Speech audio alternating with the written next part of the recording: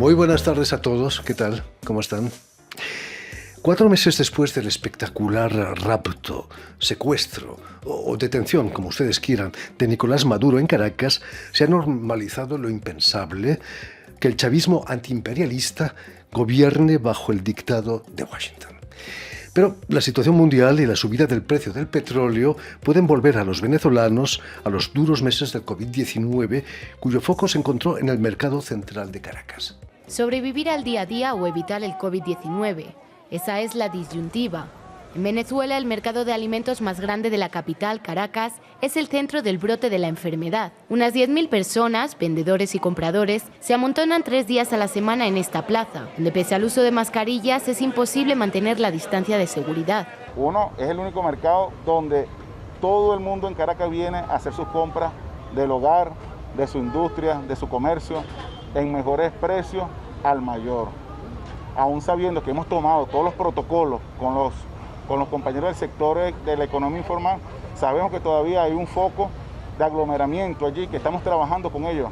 El 29 de julio, las autoridades anunciaron restricciones para los mercados mayoristas de la capital, incluyendo este. El país está bajo cuarentena desde marzo, pero ante la escasez de productos básicos, muchos venezolanos se vieron obligados a volver a los mercados para mantener a sus familias. Nuestro invitado de hoy, el escritor venezolano Pedro Plaza Salvati, vivió muy, a pesar suyo, esos días de confinamiento en Caracas, que refleja en su novela la vida interrumpida que acaba de presentar aquí en París. Muy buenas tardes, Pedro. Buenas tardes, Jordi. Muchísimas gracias por la invitación. Es un placer. Bienvenido a Radio Francia Internacional. ¿Te atrevías a hacer la compra en ese mercado ahí en Caracas? Sí, bueno, en la época de pandemia ese era uno de los puntos de venta, sobre todo por lo que veo en el video, la aglomeración de gente. Ya tenía que haber transcurrido varios meses, que poco a poco se iban levantando las restricciones, pero en ese no íbamos a hacer la compra, porque Caracas es una ciudad muy grande, de 7, 8 millones de habitantes, y había muchos puntos de compra, no solamente ese. En ese mes de marzo de 2020, en principio solo tenías que pasar unos días, ¿no? Ahí en Caracas viendo a la familia.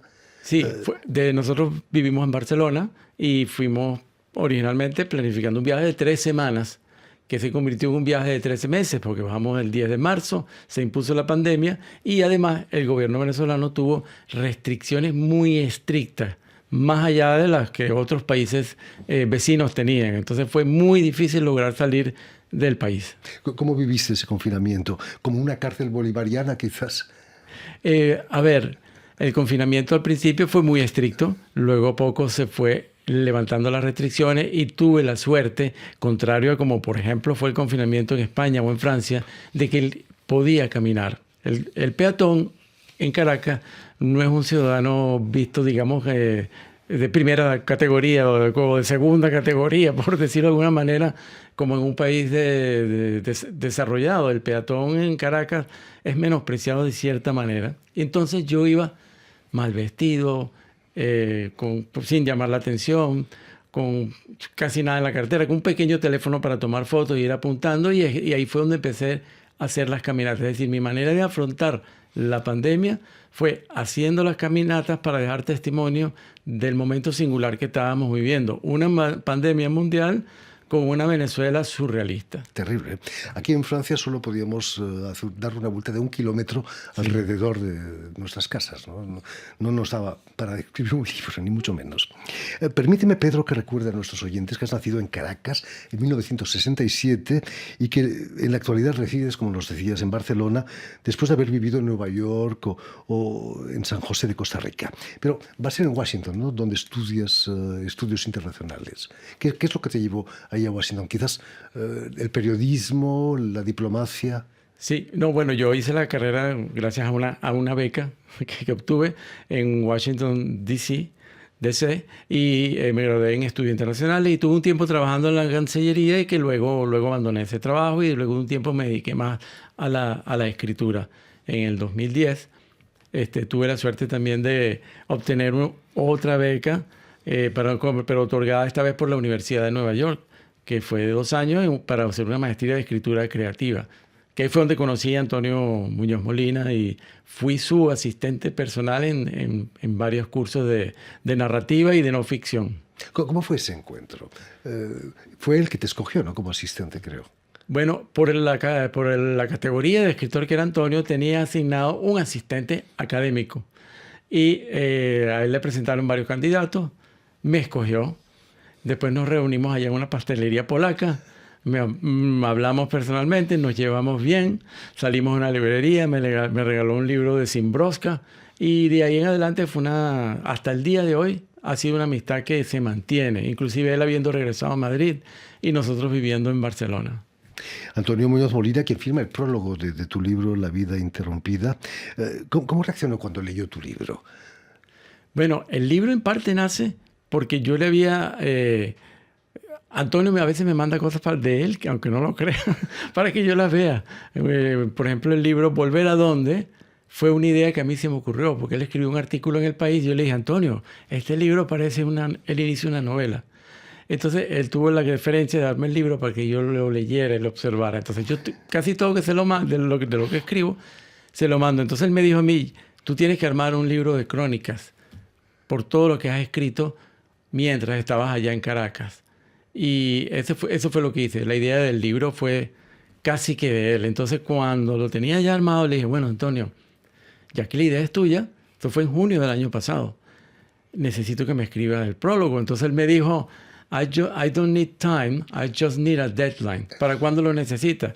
La editorial tiene que sacar el libro, lo necesito máximo 30 de junio. Y escribió el libro en un mes, estando en Ademuz en épocas de vacaciones. Es una suerte increíble. Eso le honra. Sí.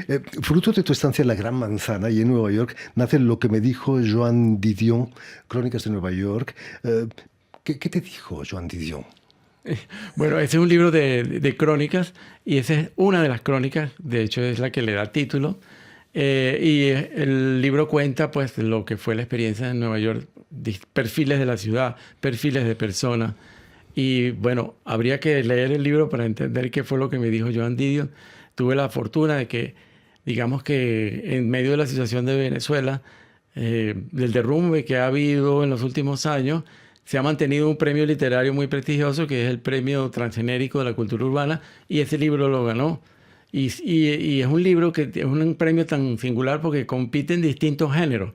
Compite novela, con cuento, con poesía y escogen un libro. Es la primera vez que escogían un libro de crónicas, es decir, un libro de no ficción. Y yo conocí a Joan Didion y hay bueno, no voy a hacer un spoiler como dicen, pero hay una especulación porque cuando Joan Didion nació el mismo día que yo, un 5 de diciembre. Entonces yo cuando voy a la firma del libro, le digo, yo nací el mismo día que tú. Y entonces me empezó a hablar y hablar y hablar. Y entonces había mucha gente alrededor que no me dejaba entender qué es lo que yo le decía. Y yo lo que le respondía automáticamente. Y me habló muchísimo. Y todo lo que digo al final es, ahí sí digo, esto es una especulación. Porque cuando uno escribe no ficción, tienes que advertir que estás especulando. De especular lo que me pudo haber dicho Joan Didion. Y cómo pudo haber cambiado mi vida lo que me pudo haber dicho Joan Didion. Pero existe, la gran escritora. Existe el pensamiento mágico. Ella es autora del Año del Pensamiento Mágico, sí, ¿no? Quizás. Correcto. Precisamente. Es una autora de culto, es una autora increíble. Fantástica. Fue en Barcelona, Pedro, donde haces un máster de creación literaria en la Universidad Pompeu Fabra. ¿Qué es lo que te trajo de la capital catalana? Quizás ibas tras los pasos del boom de la novela latinoamericana, de Carmen Balcells. Sí, después de Nueva York estuvimos 5 años en Costa Rica. De hecho, también tenemos la nacionalidad costarricense. Y de ahí que yo pensé que el futuro literario, el declive de mi país, porque las librerías se han cerrado casi todas, las editoriales se han ido. Todas las editoriales grandes españolas tenían sede en Caracas, ya eso no ocurría. Y yo dije, llegó el momento de que me trasladé a Barcelona. Quizás no siguiendo los pasos del boom, pero sí, Barcelona es una ciudad que hoy en día es muy potente en cuanto a la presencia latinoamericana de escritores. Hay festivales que se hacen en la Biblioteca Gabriel García Márquez, que fue, por cierto, el año pasado nombrada la mejor biblioteca del mundo por la Sociedad de Bibliotecarios. Y hay un ambiente muy sólido, muy nutrido de escritores y escritoras latinoamericanas que hacen vida en Barcelona. Y este fue el puente. Yo hablé con el director del máster, Jorge Carrión, que me lo conseguí en un evento literario, y me dijo, si aplicas, entras. Hazlo, y esa fue la puerta de entrada. Pero volvamos, Pedro, a tu libro La vida interrumpida, Sí. que acabas de presentar aquí en París. Sí. ¿Cómo se siente uno viéndose obligado a quedarse en una ciudad que se desmorona y que tú la conoces muy bien?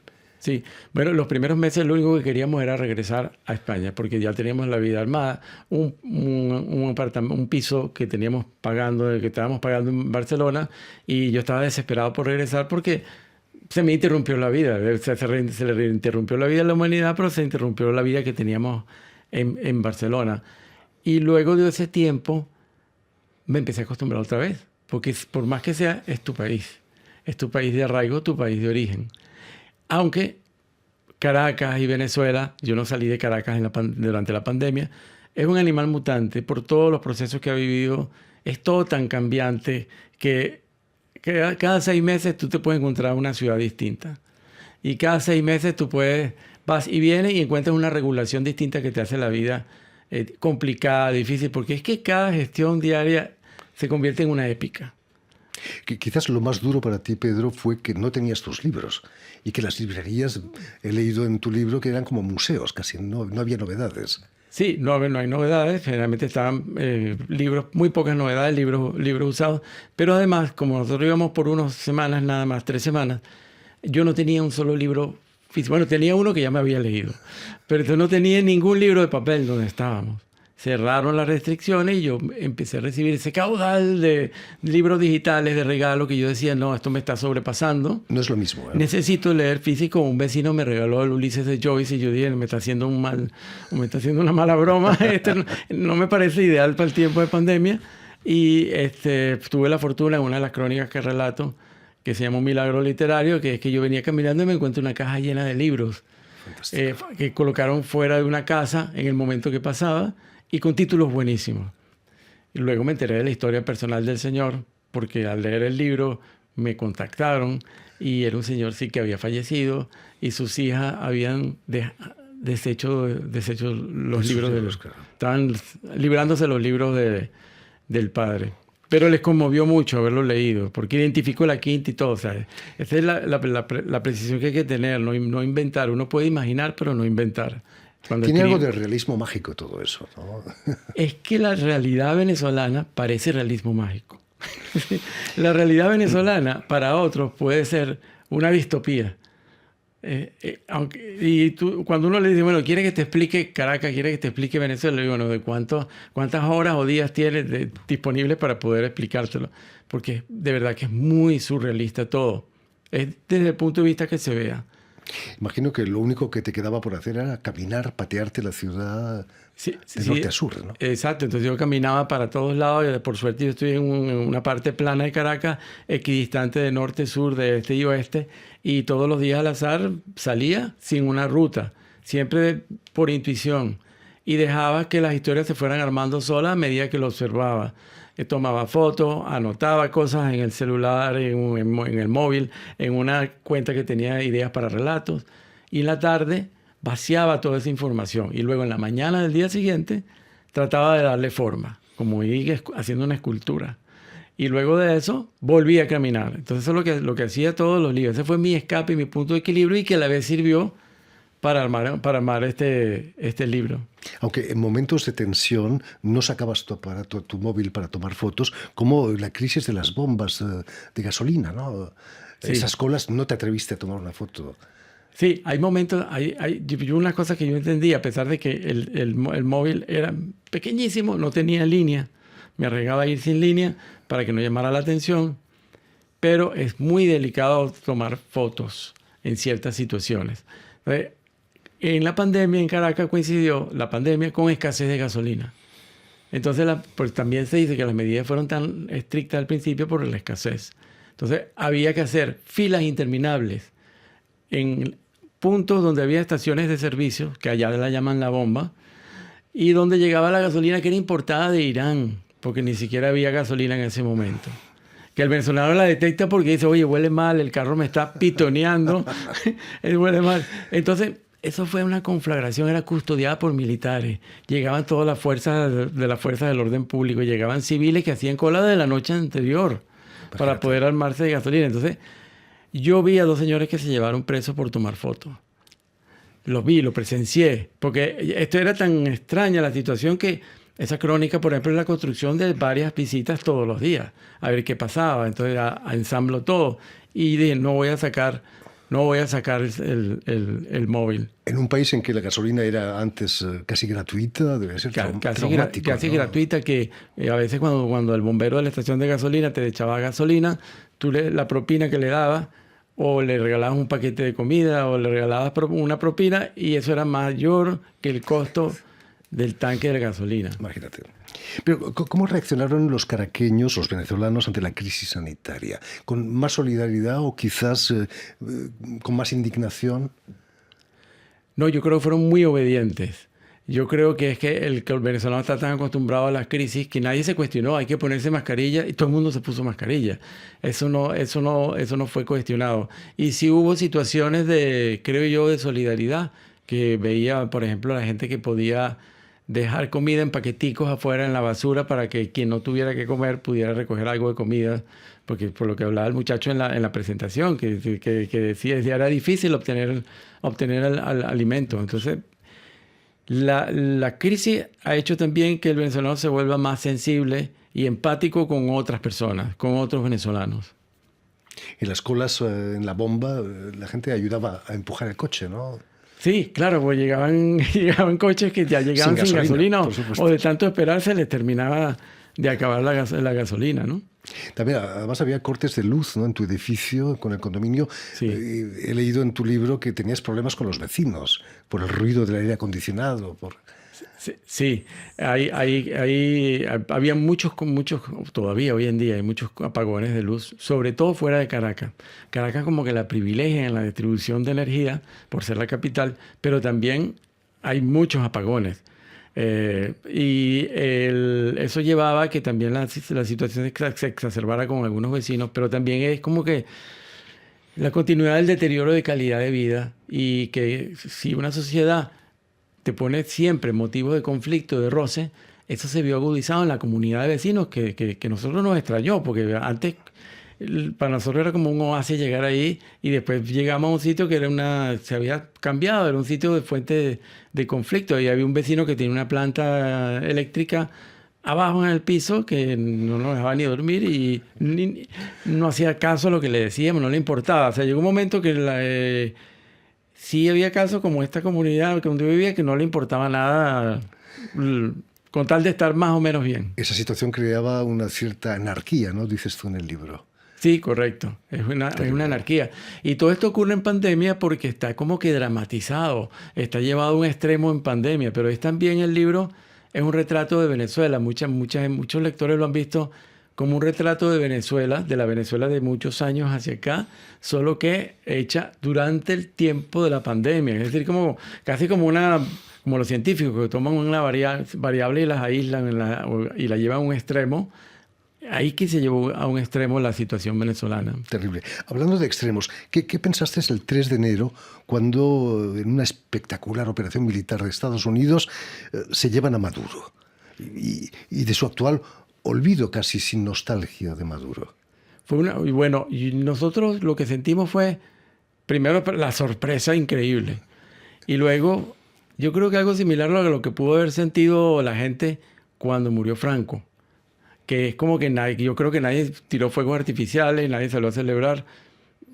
Nadie salió a celebrar. O sea, nosotros nos sentimos, oye, qué bueno que está pasando esto, pero ya no está. Porque es que no había manera de que saliera, no había manera. Todo este proceso empezó a la fuerza con un golpe de Estado en el año 92, cuando Hugo Chávez dio el golpe de Estado y después se convirtió en candidato presidencial, y sí llegó legítimamente la primera vez.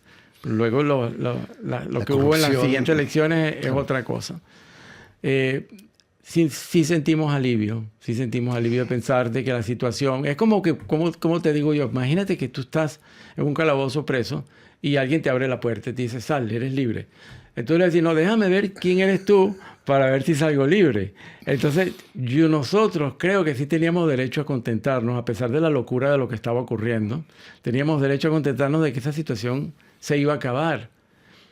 Ahora, hay una situación muy extraña porque está todavía la parte dura del gobierno, la parte fuerte del chavismo, cogobernando con Estados Unidos, como dijiste al principio del programa.